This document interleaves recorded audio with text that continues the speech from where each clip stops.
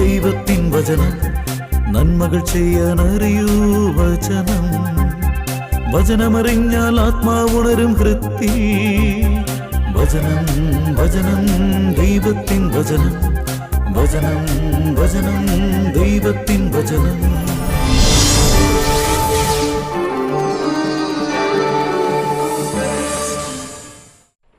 എടാ അത് ശരിയാക്കാന്ന് നീ ധൈര്യമായിട്ടിരിക്ക്, ഞാനല്ലേ പറഞ്ഞ. ആ ഓക്കെ എന്നാ. എടാ നീ പേടിക്കട്ടെന്ന്.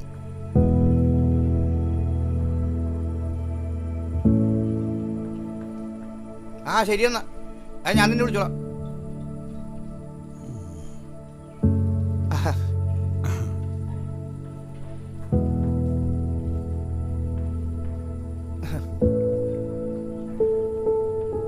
അല്ല നീ ഏതപ്പോ വന്നു?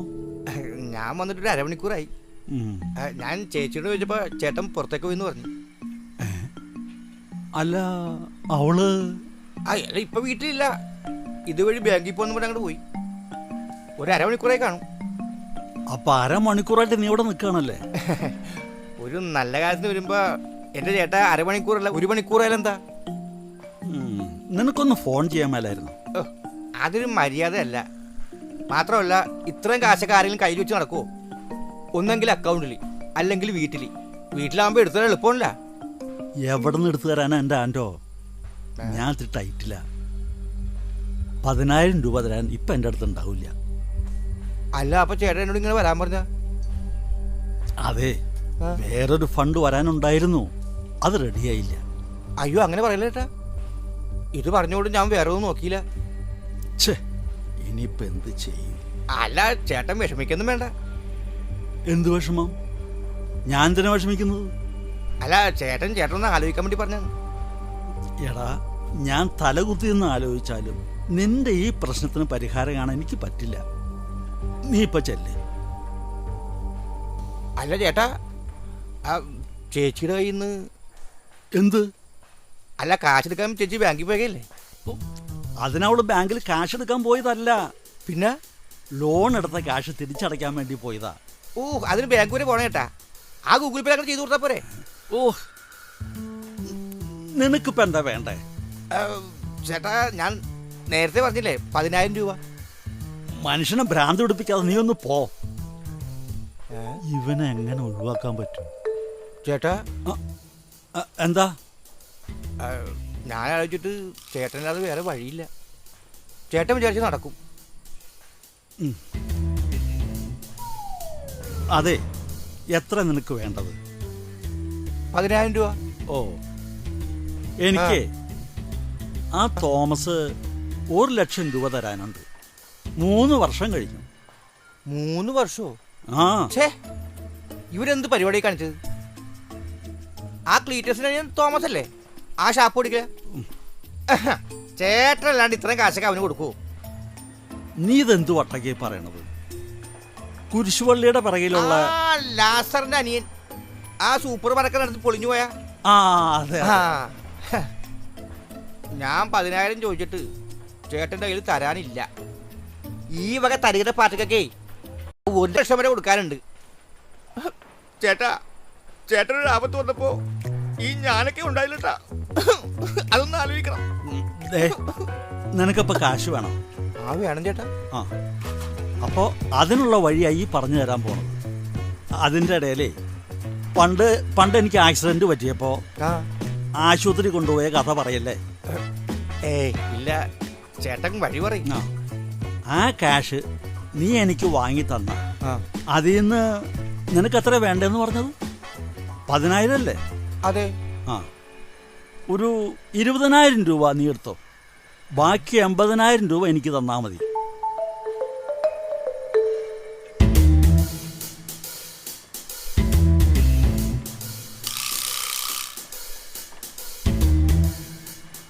ആ 20,000 രൂപ നീ എനിക്ക് തിരിച്ചു തരുകയും വേണ്ട.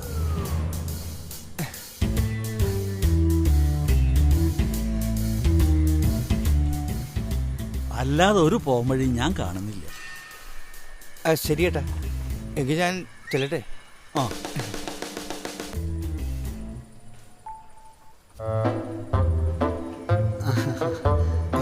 എന്തൊക്കെയുണ്ട് ജോയി? അതെ, ആ. ഈ ജോണന്റെ അടുത്ത് ഇച്ചിരി വർക്കുണ്ട്. ആ എന്നാ ശരി ചേട്ടാ, ഓക്കെ. ആ അപ്പൊ ശരി ചേട്ടാ. ആ. ശരി.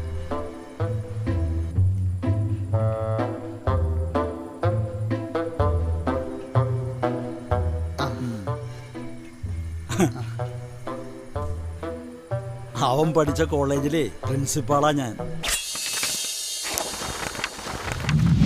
ആത്മപ്രശംസ ചെയ്യരുത്. മറ്റുള്ളവർ നിന്നെ പ്രശംസിക്കട്ടെ. അന്യന്റെ നാവാണ്, നിന്റേതല്ല അത് ചെയ്യേണ്ടത്. സുഭാഷിതങ്ങൾ 27-ാം അധ്യായം 2-ാം വാക്യം. അവൻ കോളേജിലാ, ചേട്ടൻ പ്രിൻസിപ്പാളാ. അതേത് കോളേജിലാ? ഓ എന്റെ ജോയി, ആ, എടാ അവൻ എൻ്റെ അടുത്തൊരു നമ്പർ ഇട്ടു. ഞാൻ അതിലും വലിയ നമ്പർ അങ്ങോട്ട് ഇട്ടു. അതിനെപ്പറ്റി പറഞ്ഞതാ. ദേ ഇനി അതേത് നമ്പറാണെന്ന് നീ ചോദിക്കരുത്. ആ, ചേട്ടൻ അങ്ങനെ എന്നെ ബോൾട്ടാക്കൊന്നും വേണ്ട. ഏത് നമ്പർ എന്നല്ല, എന്ത് നമ്പർ അവൻ ഇട്ടത് അത് ചോദിക്കാലോ. അപ്പോ തലയില് വെട്ടം വലിച്ചുള്ള കൂട്ടത്തിലാ നീ അല്ലേ? പിന്നല്ലാതെ. ഒരു വെടിക്കുള്ള മരുന്നൊക്കെ നമ്മുടെ കയ്യിൽ സ്റ്റോക്ക് ഉണ്ട്. ചേട്ടൻ കാര്യം പറ. എടാ വേറൊന്നുമല്ല, അവൻ എന്നോട് കുറച്ച് പണം കടം ചോദിച്ചു. എന്നിട്ട് എത്ര ചോദിച്ചു? കുറച്ചൊന്നുമല്ല, ഒരു 10,000 രൂപ. ഓ, അവനിത് തിരിച്ച് അവിടെ നിന്ന് എടുത്തു തരാനാ. അവനിപ്പോൾ പല പ്രാവശ്യമായി കാശ് കടം ചോദിച്ചു എൻ്റെ അടുത്ത് വന്നു. ആ, വല്ലോണം ഒഴിവാക്കാൻ നോക്കുമായിരുന്നു. ഓ, അല്ലെങ്കിൽ ചിലരൊക്കെ അങ്ങനെ ചേട്ടാ. ആ, ഇതാ മോട്ടറിന്റെ വയറ് വിട്ടു പോയതാ, അല്ലാതെ മോട്ടർ അടിച്ചു പോയതൊന്നുമല്ല. ഓ അതിപ്പോൾ നിങ്ങൾക്കല്ലേ അറിയാൻ പറ്റുള്ളൂ. ആ, മോട്ടർ വർക്ക് ചെയ്താകുമ്പോൾ നമ്മൾ എന്ത് ചെയ്യാനാ? പട്ടിക്ക് മുഴുവൻ തേങ്ങ കിട്ടിയതുപോലെ നോക്കിയിരിക്കുക.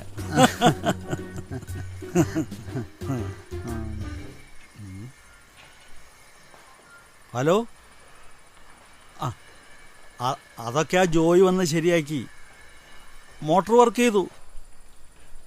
ആ ടാങ്കിലേക്ക് വെള്ളം അടിച്ച് കയറ്റി ഫുള്ളാക്കി. അല്ല നീ ആ ബാങ്കിൽ നിന്ന് ഇറങ്ങിയോ? ഓ ശരി ശരി ശരി. ആ ഭാര്യ. ആ, അല്ല എത്രയായി ജോയിയുടെ? ആ, അതെന്തെങ്കിലും ചേട്ടനൊക്കെ തന്നാ മതി. ഓ ദാ.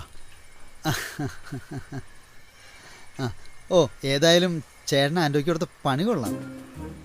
പിന്നല്ലാതെ അവനെ വിറ്റ കാശ് എൻ്റെ അടുത്തുണ്ട്, അറിയോ?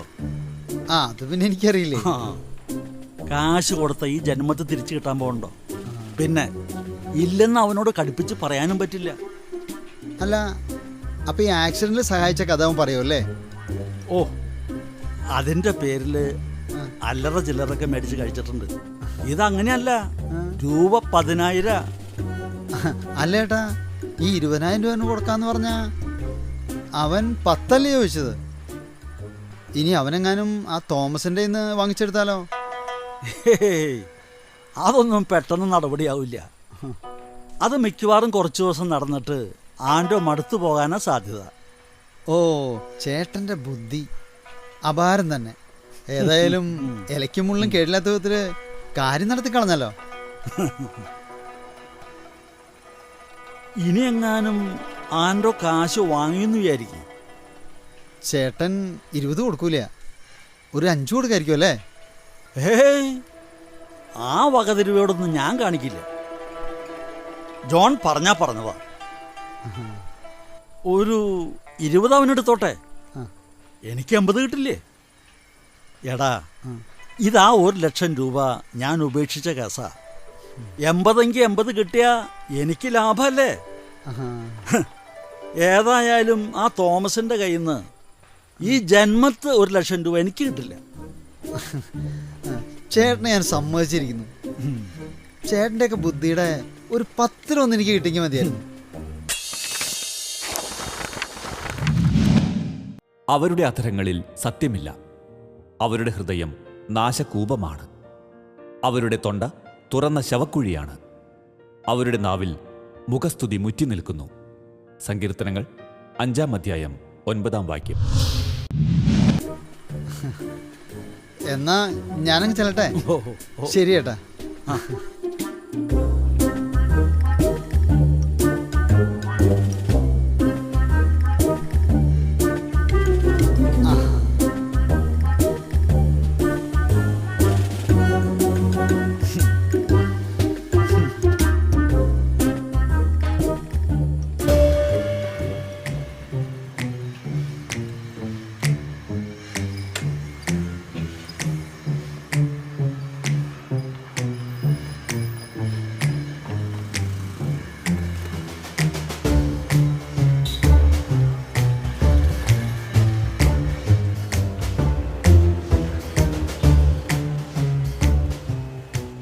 ആ തോമസേ, ആ ആൻ്റപ്പ എന്താ നീ ഇവിടെ?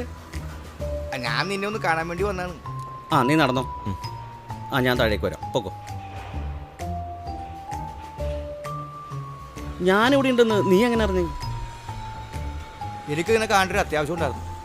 അപ്പം പിന്നെ നിന്നെ അന്വേഷിച്ച് കണ്ടുപിടിക്കേണ്ടത് എൻ്റെ ആവശ്യമല്ലേ? എന്താടാ വല്ല ഗുണമുള്ള കേസാണോ?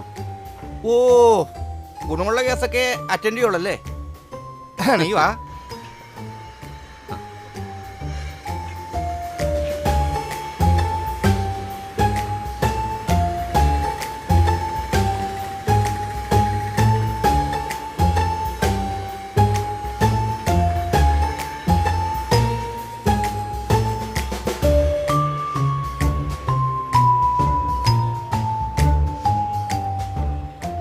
അതെ ആൻറ്റോ, ആ പറഞ്ഞു. ഈ പറഞ്ഞ കാശ് ഞാൻ കൊടുക്കാനുള്ളതാ. ഈ ടൈൽസിൻ്റെയും മാർബിളിൻ്റെയൊക്കെ റീറ്റെയിൽ സെയിൽസ് ഉണ്ടായ സമയത്ത് ഞാൻ നടത്തിയൊരു ഇടപാടാണ്. ഈ ചേട്ടൻ്റെ വീട്ടിൽ ടൈൽസ് എടുത്തു കൊടുക്കാൻ വേണ്ടി ഇടനിലക്കാരനായിട്ട് നിന്നത് ഞാനാണ്. ഈ ജോണേട്ടന് ഓർഡർ ചെയ്ത നിലയ്ക്ക് സാധനം ഞാൻ വരുത്തി.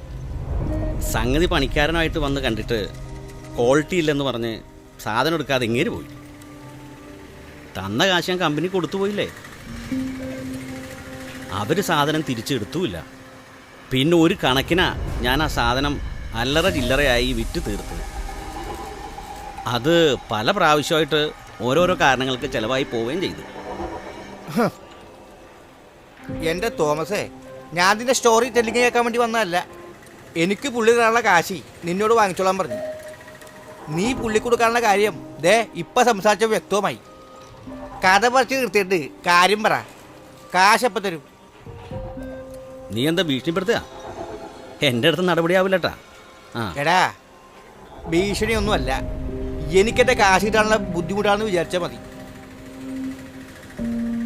എങ്കിൽ എനിക്കതിനെ മനസ്സിലെങ്കില നീ എന്ത് ചെയ്യും? ക്ഷിപ്രകോപി ബുദ്ധിഹീനനായി പ്രവർത്തിക്കുന്നു, ബുദ്ധിമാൻ ക്ഷമാശീലനാണ്. സുഭാഷിതങ്ങൾ 14-ാം അധ്യായം 17-ാം വാക്യം. നിന്റെ വീട്ടിലും നീ പോകുന്നിടത്തും വരുന്നിടത്തും ഒക്കെ ഞാൻ വരും. നീ കാശ് തരാണ്ട് പറ്റിച്ചടക്കെന്ന് ഞാൻ പറയും. എന്താ? ഇപ്പൊ ഞാൻ പോണ്. നാളെ മുതലേ നിന്റെ പുറകെ തന്നെ ഉണ്ടാവും ഞാൻ. പോട്ടടാ. ആ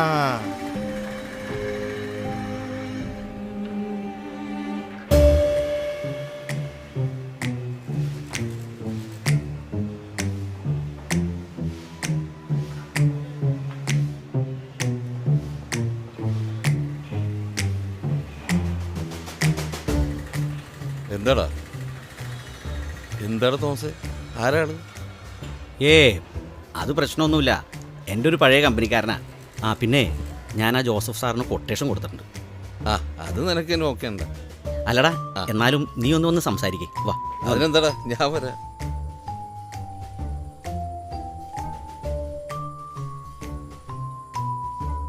ഹലോ ജോണേട്ടാ. എടാ തോമസേ, എൻ്റെ നമ്പറൊക്കെ നിനക്കറിയോ? എന്താ ചേട്ടാ അങ്ങനെയൊക്കെ പറയണേ? അല്ല, എൻ്റെ ക്യാഷും വാങ്ങിയിട്ട് സാധനവും തരാതെ അതും കിട്ടിയില്ലെങ്കിൽ പിന്നെ ഞാൻ എന്താ പറയേണ്ടത്? ഞാനത് തരാം. അതിന് മറ്റുള്ളവരെ ചേട്ടൻ കാശ് കൊടുക്കാണ്ടെന്ന് പറഞ്ഞ് എൻ്റെ അടുത്തേക്ക് എന്തിനാ പറഞ്ഞു വിടുന്നേ? എന്ത്? ചേട്ടൻ ആൻ്റപ്പന് കാശ് കൊടുക്കാണ്ടോ? ഞാനോ? ഇനി അവൻ ഇവനോട് അങ്ങനെയാണോ പറഞ്ഞത്? അവൻ എൻ്റെ അടുത്ത് ചേട്ടൻ കൊടുക്കാനുള്ള കാശ് വേണമെന്ന് പറഞ്ഞ് വന്നിരുന്നു. ആ, അത് ശരിയാ. ഞാൻ അവന് കാശ് കൊടുക്കാനുണ്ട്. നമ്മൾ തമ്മിലുള്ള പ്രശ്നം നമ്മൾ തമ്മിൽ പറഞ്ഞിരുത്താ പോരെ ചേട്ടാ? എനിക്ക് അങ്ങനെയൊന്നും നിർബന്ധമില്ല. എങ്ങനെ തീർന്നാലും എനിക്ക് എൻ്റെ കാശ് കിട്ടണം. മനുഷ്യൻ തന്റെ മാർഗം ആലോചിച്ചു വയ്ക്കുന്നു, അവന്റെ കാലടികളെ നിയന്ത്രിക്കുന്നത് കർത്താവാണ്. സുഭാഷിതങ്ങൾ 16-ാം അധ്യായം 9-ാം വാക്യം.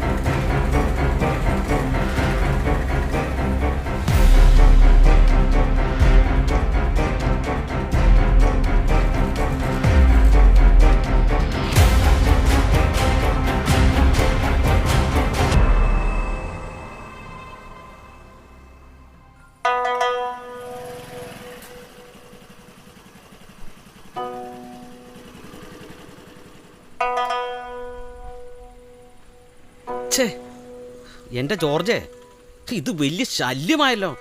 ഞാൻ എവിടെ പോയാലും ഇവൻ അവിടെയുണ്ട്. വീട്ടിലും വഴിയിലും കടയിലും. ഹോ, നാശം പിടിക്കാൻ. എടാ തോമസേ, നീ കേട്ടിട്ടില്ലേ മാനം വേണമെങ്കിൽ മൗനം വേണമെന്ന്? എന്ന് വെച്ചാ ആ കാശ് നീ എങ്ങനെയെങ്കിലും കൊടുക്കാൻ നോക്ക്. അല്ലാതെ അവനോട് തർക്കിച്ചിട്ടോ തല്ലുപിടിച്ചിട്ടോ ഒരു കാര്യമില്ല. എടാ, 1000 2000 അല്ല, 1 ലക്ഷം രൂപയാണ്. ആ അത് തന്നെ പറയണത്. ഒന്നിച്ച് 1 ലക്ഷം രൂപ കൊടുക്കാൻ നിൽക്കണ്ട, കുറേച്ചെ കൊടുക്ക്. ഷോ, ഇത് ഇത്രയും വലിയ കൊടുവാളായിത്തീരും ഞാൻ വിചാരിച്ചില്ല.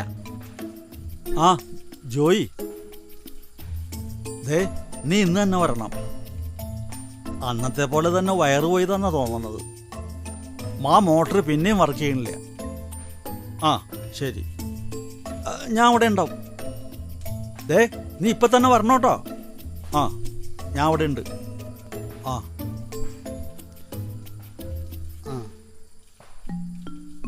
ചേട്ടാ, ഇത് സംഗതി അത് തന്നെയാട്ടോ. വയറടിച്ചു പോയതല്ലേ? അല്ല ചേട്ടാ, ഇത് മോട്ടർ അടിച്ചു പോയതാ. അയ്യോ, പുതിയ മോട്ടർ മേടിക്കേണ്ടി വരും. ശോ, എങ്കിൽ പിന്നെ പിന്നത്തേക്ക് വെക്കണ്ട, ഇപ്പം തന്നെ പോയി വാങ്ങിക്കാം. നീ ഒരു മിനിറ്റ് നിന്നേ, ഞാൻ ക്യാഷ് എടുത്തിട്ട് വരാം.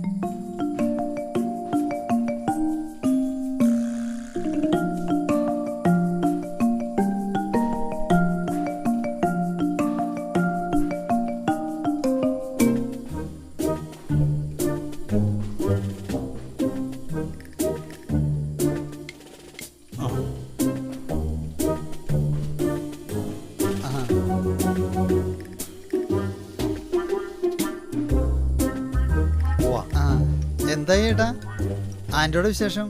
കാശ് അന്ന് പറഞ്ഞത് കിട്ടിയോ? എവിടെന്ന്? അത് ഞാൻ പറഞ്ഞില്ലേ, ആ. അവൻ ആൻറ്റോ നടന്ന് മടുത്ത് പരിപാടി നിർത്തിയിട്ടുണ്ടാവും. ആ തോമസിൻ്റെ എവിടെ നിന്ന് കാശ്? പിന്നെ അതുകൊണ്ടൊരു ഗുണമുണ്ടായി, ആ ആൻറ്റോൻ്റെ ശല്യം പിന്നെ ഉണ്ടായിട്ടില്ല.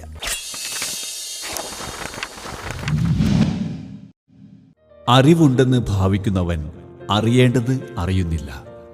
1 കൊരിന്തോസ് 8-ാം അധ്യായം 2-ാം വാക്യം.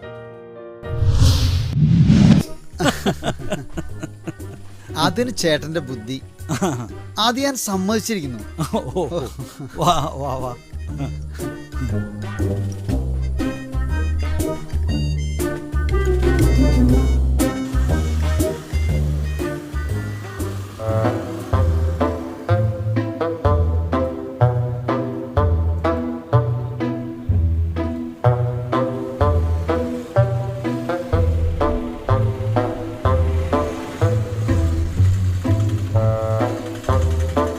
കൈവിട്ട് പോയിക്കോ, ഞാനല്ലേ പറഞ്ഞ. ഓക്കെ എന്നാ. ആ ആൻറ്റോ, നിന്നെ പിന്നെ അങ്ങോട്ട് കണ്ടില്ലല്ലോ. ഹോ, എന്റെ പൊന്നു ചേട്ടാ, ആ തോമസ് ഇല്ലേ, അവനൊരു കില്ലാടിയാണ് ട്ടാ. ഓ, അവന്റെ പുറകെ നടന്നേ ഞാൻ അവശനായി പോയി. പക്ഷെ അങ്ങനെ വിട്ടുകൊടുക്കാൻ പറ്റുമോ? ഞാൻ ആരാണ് മോൻ? എൻ്റെ അടുത്തേ കളി. അതിനൊക്കെ എനിക്ക് നന്ദി പറയാനുള്ളതേ ദാ ചേട്ടനോടാണ്.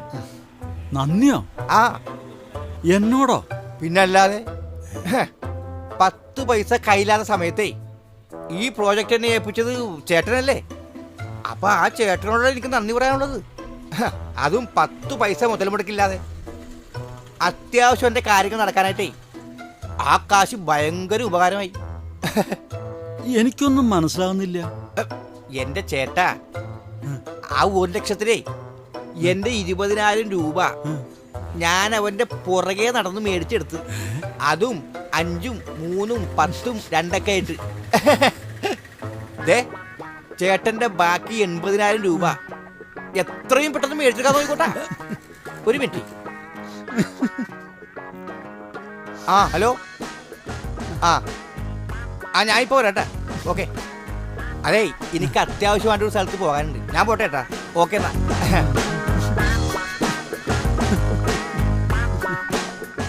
ചേട്ടാ, ഇത്രയും സമയം ഈ നിമിഷം വരെ ചേട്ടനാണ് ഏറ്റവും ബുദ്ധിമാൻ എന്നാ ഞാൻ വിചാരിച്ചത്.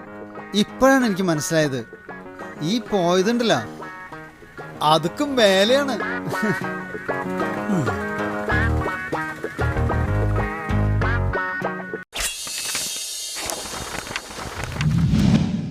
ശുദ്ധഗതിക്കാർ ഭോഷത്വം കാട്ടിക്കൂട്ടുന്നു, ബുദ്ധിമാന്മാർ വിജ്ഞാന കിരീടമണിയുന്നു. സുഭാഷിതങ്ങൾ 14-ാം അധ്യായം 18-ാം വാക്യം. നിങ്ങളുടെ വിലയേറിയ അഭിപ്രായങ്ങളും നിർദ്ദേശങ്ങളും ഞങ്ങളെ അറിയിക്കുക.